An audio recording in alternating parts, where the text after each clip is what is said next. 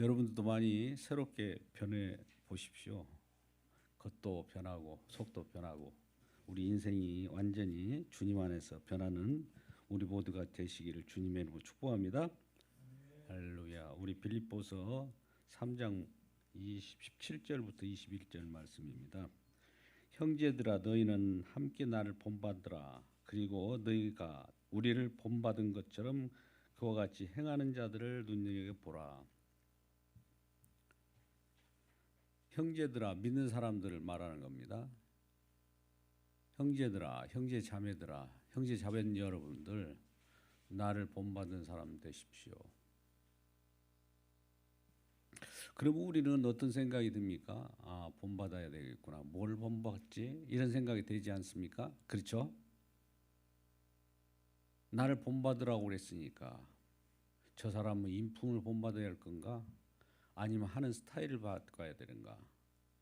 저분의 그 명예를 본받아라 할까? 저 사람이 성공한 성담을 듣고 성공을 본받으라 하는 걸까? 이건 알 수 없는 거잖아요. 그렇게 하면. 근데 성경에서 말하는 본받으라는 내용이나 고린도전서 11장 1절에도 본받으라, 나를 본받으라 이런 말을 한단 말이죠. 사도 바울이 자기가 예수를 본받으라고 했다면은 우리가 예수님 앞에 무릎을 꿇고 모든 것을 주께 영광이 돌리기 때문에 가능한 말이란 말이죠. 그런데 나를 본받으라 이렇게 말하는 거예요. 그러면 어떻게 보면 한쪽 면에서는 굉장히 교만한 말씀이잖아요. 그죠? 그런데 사도 바울은 자기 자신을 말하기를 죄인 중에 괴수라고 그래요. 죄인 중에 괴수를 본받으라고 할까요? 그리고 나는 예수를 아는 것 외에는 다 배설물로 여겼다고요. 그러면 그의 지식도 예수 아는 것 외에는 다 배설물인데 배설물을 본받으라고 할까요? 그러면 여기서 너희는 나를 본받으라. 너희는 함께라는 거 여러 우리 공동체를 얘기하는 거예요. 개개인이 나를 본받으라는 것이 아닙니다. 사도 바울은 개인의 삶이라는 게 있을 수 없죠. 나를 본받으라. 그리고 너희가 우리를 본받은 것처럼, 나를 본받고 우리를 본받은 것처럼 행하는 자들을 눈여겨보라. 사도 바울처럼 살아가는 사람들을 눈여겨보라는 거예요. 오늘 빌립보서에는 특별히 디모데하고 에바브로 디도가 2장 3장에 걸쳐서 나왔지 않습니까? 그 뒤에 어떤 삶을 살았습니까? 복음을 전하는데 복음을 증언하든지 아니면 복음을 증언하는데 협력하는 자들입니다. 다른 것 산 것이 아니에요. 그들의 삶은 복음 증거에 있어요. 그들의 삶은 이 세상에서 번하게 뭔가 갖추고 부족한 것을 채우고 많은 사람들보다 더 많이 가져서 떵떵거리는 그 자세를 말하는 것도 아니고 복음을 증언하는 내용이란 말이죠. 성경은 예수 그리스도에 관한 내용이잖아요. 뭐 예수 그리스도에 관한 말씀으로 성경을 접근해야 되는데 대부분 나를 본받으라니까 인품을 본받으라고구나. 우리도 한 인품 따라가 보자. 사도 바울의 인품을 따라가 볼까요? 배울 것도 하나도 없어요. 오직 맨날 매 맞고 또 돌에 쳐 맞을고 이리저리 파선하고 그런 삶이에요. 어떻게 그걸 본받을 수 있습니까? 그러면 그분이 증언하는 예수를 증언하는 삶, 그리스도 증인으로서 살았던 것들을 본받으라는 겁니다. 할렐루야. 예. 오늘 이 말씀과 함께 고린도전서 11장 1절이나 기타 여러 곳에서 나오는 내용들은 전부 증인으로서의 삶, 예수 믿는 예수쟁이가 예수를 증언하다가 살고 죽잖아요. 그러면 그 삶이 어떻게 예수를 증언했는가, 그걸 본받으라는 거예요. 디모데는 사도 바울의 복음의 아들이죠. 복음 씨앗을 집어넣어서 그가 믿어서 구원을 받은 복음의 아들이에요. 저와 여러분이 복음을 심으면 어딘가 복음이 심은 대로 거두는 결실이 나타나게 됩니다. 여러분 많이 심으셨습니까? 뭐 심었다는 것을 우리는 어떻게 알까요? 보면 알잖아요. 그래서 사도 바울은 디모데나 에바브로디도나 다 예수 그리스도를 증언할 때 예수 그리스도를 증언 씨앗을 심어서 탄생한 자녀들입니다. 자녀. 육신의 자녀가 아니고 믿음의 자녀예요. 우리 교회적으로 우리가 생활할 때는 믿음에 관한 얘기를 해야 됩니다. 육신의 자녀는 깡그리 무시하시기 바랍니다. 혈통적으로 우리가 이 땅에 태어났지만 그건 여러 하나님께서 여건을 만들어서 그 속에서 예수 그리스도를 증언하기 위한 혈통이에요. 사실은 우리가 부부관계도 아내의 머리는 남편이요, 남편의 머리는 누굽니까? 예수 그리스도를 중심으로 해서 가정이 꾸려진 것이지 가정 자체를 위하여 예수가 이용돼서는 안 되는 겁니다. 그러니까 우리 주님을 섬기고 주님이 계시고 주님이 살아 역사하신다는 걸 아는 것이 가정이에요. 직장은 어떻습니까? 직장도 마찬가지. 주의 종, 주종관계, 상전과 부하 이 관계도 결과적으로 예수를 바라보고 그 일을 하는 거예요. 부부관계나 누구나 어디나 마찬가지예요. 이 사회의 구성 자체가 예수를 증언하는 그러한 배경입니다. 예수를 증언하지 않고 우리의 행복을 추구하고 우리의 욕심을 투영하고 그러는 것은 성경 말씀과는 배치되는 거예요. 뒤에 나오는 십자가의 원수로 행하는 겁니다. 그래서 나를 본받으라 할 때는 예수를 증언하는 이 일에 우리 같이 살아가자는 거예요.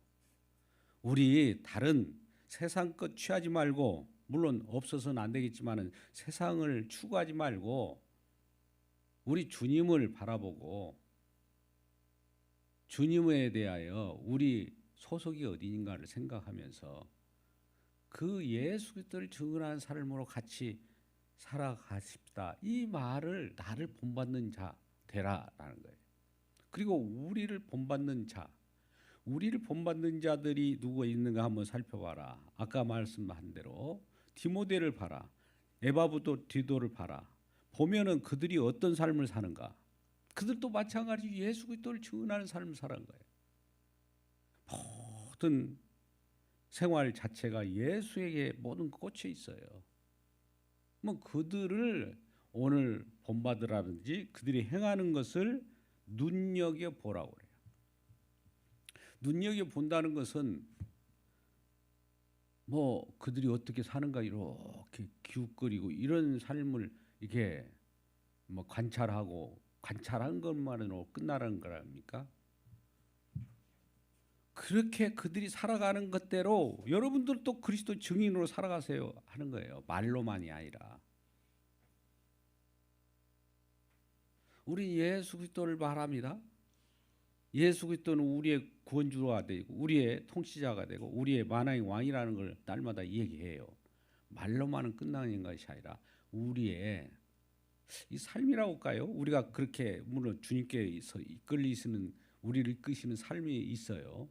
그대로 살아가는 것을 말하는 것인데요. 이 전에 16절에는 그대로 행할지라 이거예요.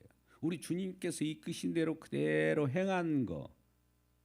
우리가 의도적으로 뭘 하고 안 하고 보냐면 주님께서 이끌린 삶이 있다는 거죠. 말씀을 묵상하고 말씀에 이끌리면 말씀에 의해서 주님께서 이끄시는 어떤 내용들이 있을 거예요. 예수 그리스도를 증언하기 위해서는 우리가 마음속에 간직하고 있는 어떤 소망이 있는 거예요. 이 세상 것이 아니에요. 근데 그걸 그대로 하라는 거예요. 버티지 말고 그대로 행할지라. 그러니까 이 사도 바울은 나를 본받는 자 혹은 나를 본받는 자들이 또 있을 텐데 그들의 행하는 것들을 눈여겨보고 그와 같이 여러분도 같이 말로만이 아니라 실질적으로 그렇게 행하십시오라는 거예요. 그대로 이끌려 가십시오라는 겁니다. 여기 눈여겨보라고 하는 것은 어떤 기준점을 마련해 주는 겁니다. 우리가 어렸을 때 운동장에 집합을 하면은 여리저리 흩어져 있는 모습을 보게 돼요. 그러면 이제 오와 열을 딱 맞춰서 바르게 정렬을 하려고 하면 어떻겠어요? 기준 해가지고 누군가 기준점을 삼지 않습니까? 그 기준을 삼은 자들이 오늘 본문에 가서 나를 본받는 자처럼 행하는 자들이 기준이에요. 그 기준이 뭐겠어요? 그들은 기준하면서 그 말이 나는 예수 그리스도를 향하여 증인으로 삽니다라는 말을 함과 동시에 모두가 그래 우리도 모두가 예수 그리스도를 바라봅시다 하는 것과 동일한 거예요. 뭐 그 기준점에 의해서 한, 둘, 셋, 넷 뒤에도 앞, 옆으로도 전부 기준점에 의해서 세워지지 않습니까? 이것을 그렇게 본받은 자를 행하는 자들을 눈여겨 보라라는 뜻이에요. 눈여겨 보라는 것은 그걸 기준점을 바라보라는 겁니다. 다른데 흩어진 것을 보지 말라는 거예요. 기준도 없고 이것이냐 저것이냐 아무 그 기준이라고 하는 것이 우리는 예수 그리스도의 십자가라고 표현을 합니다만 그 외의 것으로 진리를 삼고 그 외의 것으로 기준을 삼으면은 다 흩어지게 되는 거예요. 그래서 사도 바울이 먼저 그러한 말씀을 담대하게 할 수 있는 것은 교만이 아니라 나의 삶의 모든 것은 예수 외에는 없다. 그리고 이 땅에 나의 소욕을 위하여 살아가는 그 자체가 배설물이다. 이렇게. 그리고 나는 죄인 중에 괴수라는 것을 고백했어요. 그럼 우리는 너의 정체성은 뭐냐? 너는 뭐냐? 너는 없어? 이렇게 얘기할 거 아닙니까? 우리는 없어요, 사실. 우리 것을 갖기를 원합니까? 이건 실존주의라고 그래요, 이게. 이 실존주의를 한번 잠깐 우리도 그럴싸하게 한번 들리는 거 한번 잠깐 제가 말씀을 드려볼게요. 하나님 계셔요? 나 있습니다. 그러면 내가 없는데 무슨 하나님을 믿고 말고가 있습니까? 내가 있어야 할 거 아닙니까? 우리는 그럴 거 아니에요. 나의 소중함을 이제 막 부각시키잖아요. 그죠? 그럼 그럴싸해요. 근데 이 땅은 먼저 누가 계셨어요? 먼저? 우리 하나님이 계셨어요. 우리는 있어도 없어도 아무 관계가 없어요. 사실은. 우리 주님 먼저 계시고 그 안에서 우리가 새롭게 너, 나 모두가 뒤에 정렬이 되어서 주 안에서 품어주시는 그 세계 얼마나 감사합니까? 그것이 아니라 주님이 없어도 나는 내가 없으면 주님이 무슨 필요 있느냐? 내가 기준이야 하면은 그 순간부터 실존주의적인 삶이라고 그래서 자기 자신, 인본주의적인 삶을 삽니다. 자기밖에 몰라요. 내가 있고 하나님이 있는 거야. 네가 있고 하나님이 있는 거야. 너 잘 살아야 하나님도 그때서야 섬길 수 있어. 이런 식이야. 이제 이런 식으로 얘기하죠. 그죠? 이걸 확대하면 또 동일한 겁니다. 너 잘 돼야 하나님도 나중에 믿든지 말든지 임마. 네가 없는데 너 비참한데 무슨 하나님이 있으면 무슨 소용이 있어. 이렇게 얘기하는 사람들이 지극히 실존주의고 자기 욕심적인 자기 중심적인 사람입니다. 그러면 우리는 뭡니까? 우리는 있건 없건 우리 주님만 있는 것으로 만족한다. 나는 없어도 좋다. 심지어 모세나 사도 바울도 그래요. 나는 내 이름을 생명록에서 지워지더라도 괜찮습니다. 이런 말씀을 할 정도예요. 그 자세가 뭐냐? 구원받은 사람의 모습이라는 거예요. 근데 반대로 나는 구원받아야 돼. 나는 진짜 구원받은 사람 맞아. 구원의 확신이 분명히 나한테 있어. 이런 사람은 오히려 반대일 가능성이 많은 거예요. 이건 역설입니다. 하나님의 말씀에 대해서는 우리 있다라고 하는 것은 없고요, 없다라고 할 때 있는 거예요. 있다라고 생각했던 자들이 바리새인들과 서기관들이었어요. 나는 아무것도 아닙니다. 나는 세리의 창기와 같은 사람입니다. 이럴 때에 그들을 주님께서 구원하는 거예요. 왜요? 우리 주님은 내가 죄인을 구하러 왔다. 죄인을 구하러 왔다니까 죄인 된 모습이 어떤 모습이냐? 나는 아무것도 아닙니다를 고백하는 사람이에요. 회개하는 자야. 그래서 이런 모습을 항상 가지고 있는 저와 여러분 되시길 주님의 이름으로 축복합니다.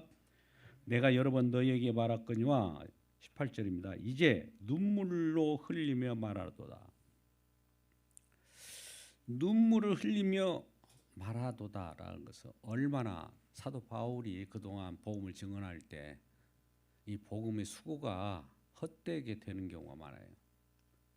복음의 씨앗을 심으면 항상 사단 마귀는 가만히 있지 않습니다. 그것을 뽑아버리고 혹은 그것을 흔들어 제끼려고 하고 그러한 복음의 씨앗이 자라는 것을 방해하는 거예요. 어떻게든 방해합니다. 우리도 그럴 수가 있어요. 그 방해하는 것이 합리적일 수도 있어요. 오히려 당연하지. 그렇게 하는 것이 맞지. 근데 그렇게 하는 것이 맞는 것이 복음을 해치는 경우가 있어요. 우리 이성으로, 우리 상식으로, 우리 경험으로 이렇게 저렇게 판단하지 마십시오. 복음은 판단하는 것이 아닙니다. 우리가 복음으로 판단받아야 되는 자들이에요. 내가 알면 얼마나 합니까? 내가 가지고 있는 경험들이 있으면 얼마나 경험이 많습니까? 경험이 많다고 하면 나이 드신 100세 이상의 분들이 최고의 경험을 가지고 있잖아요. 그들의 말을 들어야 될 거 아니에요. 그러나 누구나 복음을 갖춰놓고 복음에 대해서도 복음이 이것이 진짜 복음이야, 가짜 복음이야. 복음은 우리를 판별해 줍니다. 이러쿵 저러쿵 우리가 하나님의 복음이 증언하는 앞에서 이렇게 판단하고 판단장에 서버리면 그 순간에 벌써 복음의 씨앗은 심어지지 않고 심어진 것 같이 보이나 그 속에서 자라나는 것은 가라지와 여러 가지 좋지 않는 그런 쓴뿌리들만 자라게 되는 것이죠. 열매 없는 거예요. 열매를 맺어봐야 먹지 못할 포도 송이를 맺는 것이죠. 그래서 이와 같이 눈물을 흘릴 정도면 얼마나 우리 복음을 증언했는데 헛수고가 된다고 보시라고요. 우리 주님 맡기신 사명을 다 하는데 실컷 했는데 싹 흐트러 버린다든지 어떻게 되겠어요? 근데 그들이 그냥 흐트린 것이 뭡니까? 그냥 흐트린 것으로 끝나는 것이 아니에요. 그들은 그만한 합당한 이유로 흐트르는 것이죠. 교회 같으면은 법이요 하면서 그런 손 들고 이 얘기하는 사람이 한둘이 아닙니다. 그러면 법이요라고 하면 법을 얘기하면 그들은 타당한 얘기를 해요. 왜 교회가 이렇습니까? 교회가 저렇습니까? 그러면 본인은 그 속에 들어가지 않고 밖에서 판단하는 자들 아닙니까? 그러니까 이런 자들을 뭐라고 하냐면 십자가의 원수라고 합니다. 뒤에 보십시오. 눈물 흘리며 말하는 여러 사람들이 그리스도의 십자가의 원수로 행하느니라. 그리스도 증인과 십자가의 원수로 행하는 것은 서로 대조적이에요. 날마다 그리스도를 증언하고 예를 들어서 교회나 어떤 주변에 가족에 문제가 생겼다면 화목제물 대신 예수님이 초청하십시오. 화목제물 대신 예수님이 문제 속에 들어오면 그분은 그 문제를 안고 우리 주님께서 화목제물 되십니다. 즉 화목제물 그 자체예요. 우리가 서로 다투고 경쟁하고 미워하고 원수짓을 하면 그 속에 주님께서 오셔서 화목 제물이 되어 버린다니까요. 주님이 희생을 한다고요. 주님이 죽는단 말이죠. 우리는 그러면 그런 가운데 주님을 죽이는 꼴이 되는 거예요. 그러면 이런 주님을 죽인 우리들이 회개하고 나올 때 화목이 이루어지는 게 되어 있어요. 화목이 이루어지게 돼 있다니까요. 가정 가운데 불화가 있습니까? 주님을 초청해서 화목제물 대신 예수님을 초청하십시오. 그럼 사랑이 싹트게 될 거예요. 화목제물, 사랑은 화목제물이잖아요. 사랑이 회복되는 그 주님이 그 안에서 사랑이 나는 사랑한 내가 너희를 먼저 사랑한다. 너희가 나를 사랑할 수 없기 때문에 사랑의 표본으로 자기 자신을 또 줘요. 이걸 바라보고 우리가 받아들일 때 우리는 용서를 받습니다. 용서받은 자가 또 다른 사람을 용서할 수 없습니까? 이 용서는 1만 달란트 용서예요. 1만 달란트 이상. 1만 달란트는 평생 수십조예요. 계산해 보십시오.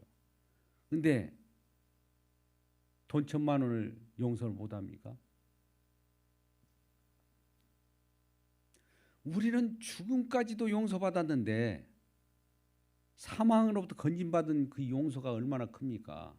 그런 사랑을 받았는데 자그마한 것을 용서 못합니까? 이 세상에 용서 못할 것이 있어요? 때려 죽일 정도로 분하고 원통스럽습니까? 그래서 그러한 것들을 주님을 초청하지 못하니까 그런 일이 벌어져요. 그러면 무슨 일이 벌어지면 야 저게 무슨 일이 벌어졌다. 바로 이건 기도 사인이다. 기도하라는 것이고 이게 주님을 초청하라는 거예요. 우리가 주님과 더 관계가 더 결속돼야 돼요. 주님과의 관계가 해소되면 주님 관계가 더 깊이 들어가면 나머지는 어떻게 된다고 그래요? 나머지가 뭐라고 그래요? 저절로예요. 저절로. 인위적으로 어떻게든 해결을 하려고 해보세요. 저도 가끔 그런 모습을 봅니다만 이제 불난집에 부채질하는 모습들도 있어요. 또 싸움을 하는 것을 사람들 보면은 사람이 그걸 뜯어만지려고 누가 하면은 그 순간에 더 막 악발을 더해요. 그럴 때는 여러분 보십시오. 싸우도록 내버려 두어보세요. 그냥 치고받고 누가 죽든지 더 싸우라고 해보세요. 그러면 이런 사람도 있네. 오히려 더 쉽게 화목할 거요. 그거 싸워서는 안 되지. 왜 그렇게 그래? 서로 형제들끼리 막 그러면은 더 싸우는 거예요. 왜? 사단이 거기서 더 격동하거든요. 그 순간에 사단이 격동합니다. 가만히 있다가 우리 또 그래요.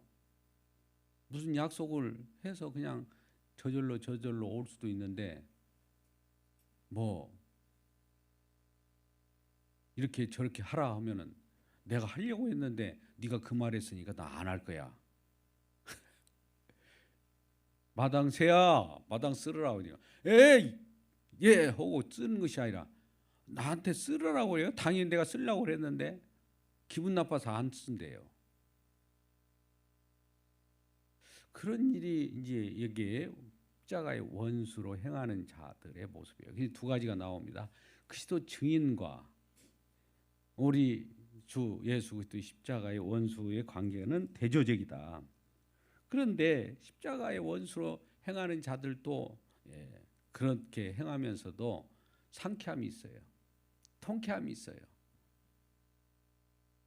통쾌함이 있다고요. 그들도 예수 그리스도를 믿는 사람들을 못 믿게 하고 무너뜨리고 이런 사람들도 통쾌해요. 사단의 통쾌함이죠. 근데 그 끝이 어떤 끝이 옵니까? 그들은 뭘 예비하고 있습니까? 19절에 그들의 마침은 이 무서운 말이에요. 그들의 마침은 멸망이요. 그들의 쉬는 배요.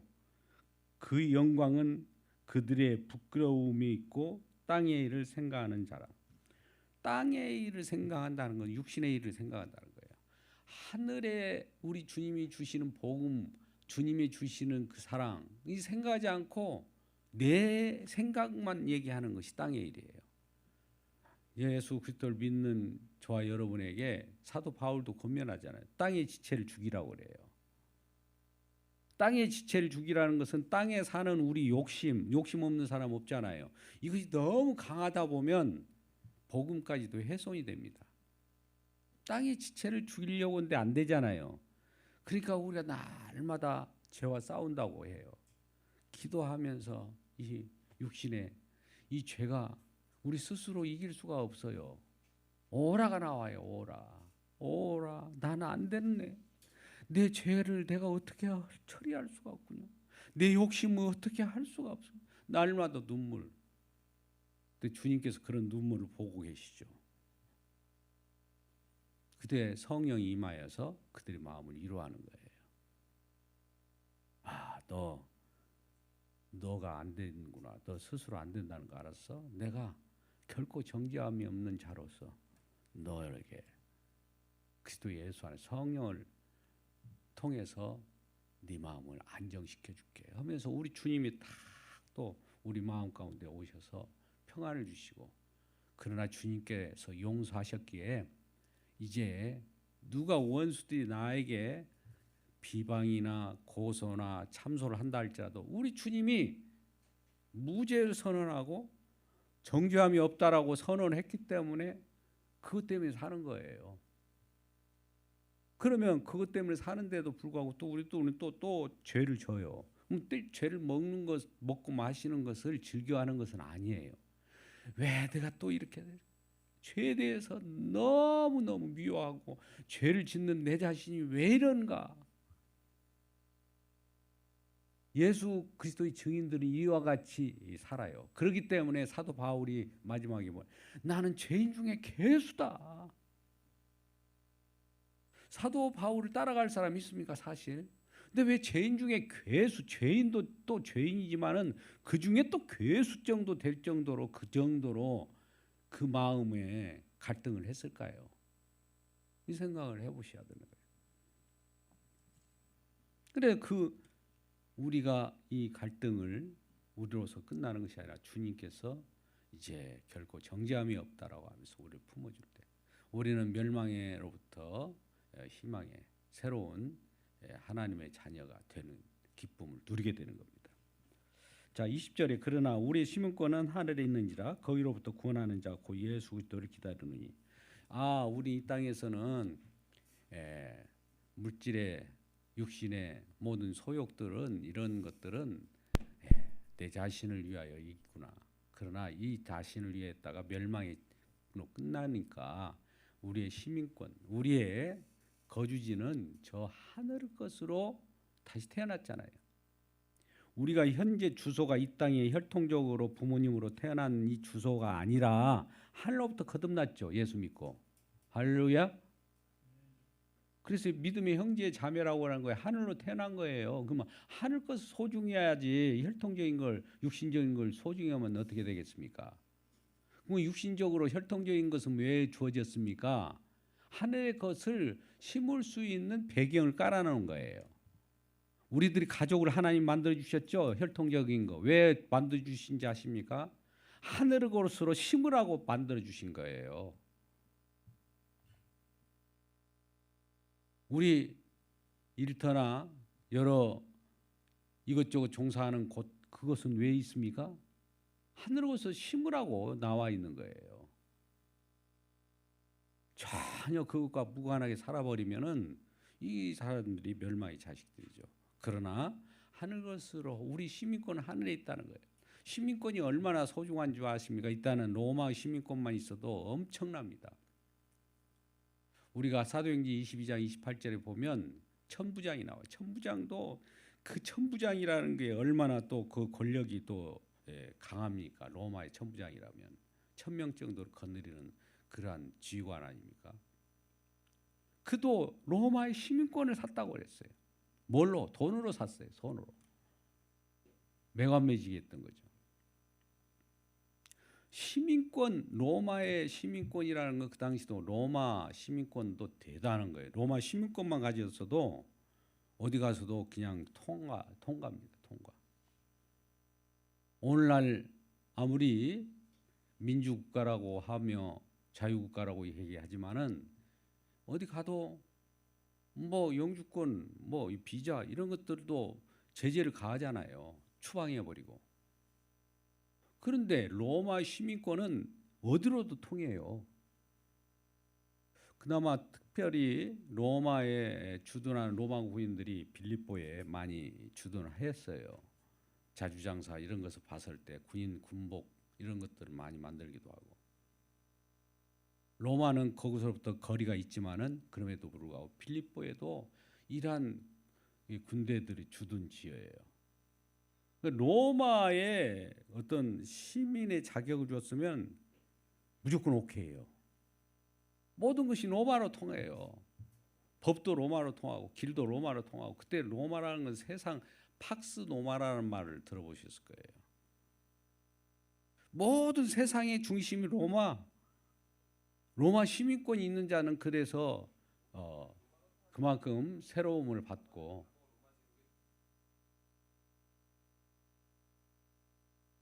항상 주의를 예배에 집중해야 됩니다. 어디서나. 로마 시민권을 갖는다는 것이 그만큼 자부심을 갖고 그런 자들인데 이 로마 시민권을 가지고 하나로 이 로마의 시민권을 하늘의 시민권과 비유한 거예요. 이 땅에서는 로마 시민권이 그렇게 우대받고 있지만 우대권이라고 할까요? 그러면 하늘의 시민권은 이 땅의 것이 아니기 때문에 더 큰 거예요. 엄청난 겁니다. 우리의 시민권은 어디 있다고요? 하늘에 있다. 우리 주소지가 하늘이에요. 하늘로부터 거듭났잖아. 하늘로부터 예수 그리스도께서 기다리는 그 하늘 거기로부터 구원하는 자 곧 예수 그리스도를 기다리노니 예수님을 믿고 예수로 구원받았기 때문에 이제 우리가 이 땅에 육신적으로는 후패하고 사라진다 할지라도 예수와 다시 만나게 되는 거예요. 완전한 만남이죠. 그것이 21절. 그는 만물을 자기에게 복종하게 하실 수 있는 자라. 역사로 우리를 낮은 몸을 자기 영광의 몸의 형체와 같이 변하게 하시리라. 우리가 현재 이 땅에 낮은 몸이라는 건 뭡니까? 육신의 몸이에요. 연약해요. 깨질 것 같아요. 우리가 많이 힘들어하는 육신적으로 연약한 자들이 많이 있는데 그 연약한 것들은 이것이 전부랄 것 같으면 우리도 비참하죠. 근데 우리는 주님께서 갈아야 입을 옷이 있어요. 그리고 우리 몸이 새롭게 변화되는 거예요. 이건 완벽한 이 영광의 몸이에요. 영광의 몸. 낮은 몸이 육신의 몸이 영광의 몸으로 변하게 하시는 주님이라. 낮은 몸이 영광의 몸으로 변합니다. 하나님의 말씀은 시건치 않아요. 그대로 이루어집니다. 어찌할꼬 우리 육신이 사라지고 우리가 죽으면 어떡해요? 이런 생각을 갖는 그 자체도 소망이 없기 때문에 그래요. 영광의 몸이 기다리고 있다니까요. 근데 그때 영광의 몸은 어떻게 씌워주시냐? 예수 믿어야 영광의 몸이에요. 이 땅에 살아갈 동안에. 생명의 씨앗을 심어서 하늘로 태어났어요. 거듭 태어났어요. 성령으로 태어났어요. 믿음을 주어서 태어났어요. 그건 거저 태어난 거예요. 그러면 그걸 알고 우리 주님께 소망을 두고 나의 거주지는 하늘로부터 태어났구나를 알고 우리 주님 감사합니다. 이 땅에 설령 사라지고 없어지고 멸망이 없어져 지구가 쪼개진다 할지라도 우리 주님은 이제 우리를 새하늘과 새 땅이라고 하는 영원한 세계 속에서 우리를 새롭게 영광의 몸으로 바꿔주실 분이구나. 이것을 지금 약속하고 있는 거예요. 얼마나 신나는 일입니까? 빌립보서가 우리에게 주는 것은 그래서 기쁨의 선신이라는 거예요. 기쁨의 선신. 이걸 뭐 봅니까? 왜 이렇게 그렇게 행하느냐 저러냐 이 말은 너무 기쁨을 알지 못하는 자들이 있기 때문에 그래요. 그래서 우리가 예수 그리스도를 바라볼 때 우리 시민권은 하늘에 있다. 이 땅에서 로마 시민권도 우대받는데 하늘의 시민권은 우대가 아니라 이건 엄청난 거예요. 그래서 현재의 고난은 장차 우리에게 임할 영광과 좋게 비교할 수 없을 정도라는 거예요. 그러니까 신앙생활하는 것이 힘들고 어렵다 할지라도 그 속에서 주님이 장차 우리에게 임해서 우리 몸이 영광으로 바뀔 것을 생각해 보십시오. 이게 잠깐 힘들고 어렵고 복음 증언하는 일이 누구에게 조롱을 당하고 핍박을 당하고 내침을 당한다 할지라도 그것에 끄떡하겠습니까? 더 많은 사람들을, 더 많은 가족들을, 더 많은 친지들을, 더 많은 주변 사람들에게 복음을 전하고 씨앗을 심어서 우리도 같이 영광의 몸으로 같이 가자. 영광의 몸으로 함께 만나자. 이런 것을 외치는 자 되기를 주님의 이름으로 축원합니다. 그리고 우리 마음 가운데 이 땅에서도 그렇다고 해서 이 땅의 것은 아무 쓸모없고 다 필요 없는 것이 아니라 그것을 바라보면서 이 땅에서도 남은 여생, 주어진 인생, 덤으로 사는 인생이지만은 우리 주님께서 덤으로 사는 것까지도 우리에게 보장했다.